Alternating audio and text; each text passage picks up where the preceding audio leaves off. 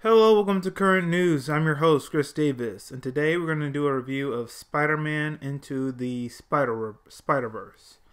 So, huge spoiler warning. If you haven't seen the film, please click off this video if you don't want to hear any spoilers. If you've already seen the film or you don't care for spoilers, please continue watching. Okay, with that being said, let's get into the review. So, Spider-Man Into the Spiderverse. This was actually a really good film. When I first saw the trailers for it, I thought it was going to be dumb. With the animation and art style, I was thinking, okay, Sony's releasing another Spider-Man film. This one doesn't look promising at all. But from all the reviews I've been hearing, it's really good. And I saw it for myself today. And the critics weren't wrong on this one. This is a really good Spider-Man film. It has a really good story. Miles Morales is transitioning into like a new school, trying to figure out his own way, dealing with his parents' expectations. Until one day he spends time with his uncle. And while he's spending time with his uncle, radioactive spider bites him, and he has all these powers and he doesn't know what to do with. And then suddenly, if we fast forward, we have these different Spider-Men, and this older Peter Parker has to teach this young Miles Morales how to be Spider-Man, how to be a hero. So it was a really good film, high stakes, saving the whole Spiderverse. I also like the different Spider-Men, the older Peter Parker, Miles Morales, Spider-Gwen, Spider-Man Noir. That's one of my favorite Spider-Men. I don't remember the Japanese Spider-Woman. I remember her, I just don't remember her name.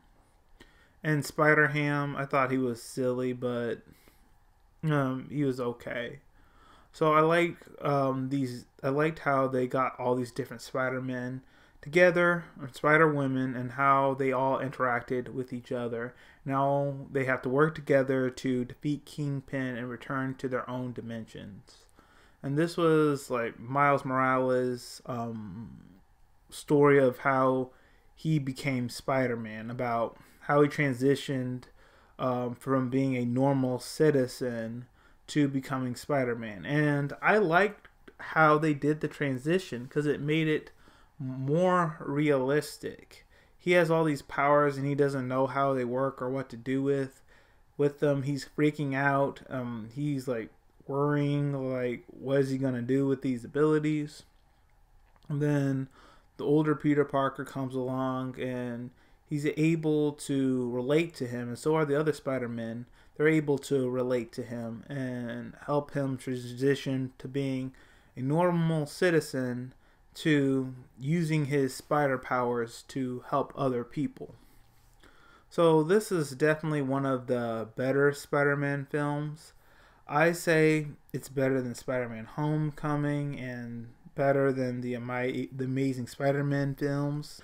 And the reason why I say it's better than Spider-Man Homecoming, I'm not going to waste my time explaining why it's better than the Amazing Spider-Man films. Those weren't received as well in the public.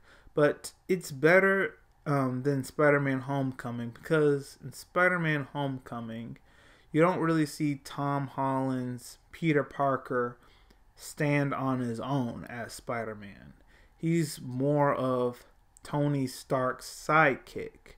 And while in the comic books, Peter Parker at times does look up to Tony as a mentor and recognize his accomplishments, he knows that he's a hero in his own right. He's not Tony Stark's sidekick. And I think that's what they did in Spider-Man Homecoming, and I also saw it again in Avengers Infinity War. Tony Stark was telling Spider-Man what to do, and Spider-Man is like his own hero. Like, other heroes shouldn't be telling him what to do or really how to do his job on how to be a hero. And Miles Morales, he was in a similar situation in this film. This older Peter Parker was his mentor, but you actually saw that this Peter Parker was teaching Miles Morales how to be a superhero. Not just teaching him how to swing and stuff and how to stick to walls, but the actual things you have to do to be a hero. And that's what really stuck out to me. And the message that anyone can wear the mask, anyone can be like Spider-Man, if they're willing to put others before themselves, if they're willing to help other people. I think that was a really good message. And Kingpin, I loved Kingpin in this film. Kingpin kind of cracks me up a bit because he's so big. He can fight people with superpowers. He doesn't have superpowers himself, but he's so big he can fight people with superpowers. He can fight Spider-Man. He can fight Daredevil. Daredevil doesn't necessarily have powers, but he has super enhanced senses. So I guess if you're going to count that as a superpower, fine. But he was really good in this film. I really felt like his presence, and he actually felt like Kingpin, a crime boss. And he was controlling all these other supervillains. Tombstone, Dr. Octopus.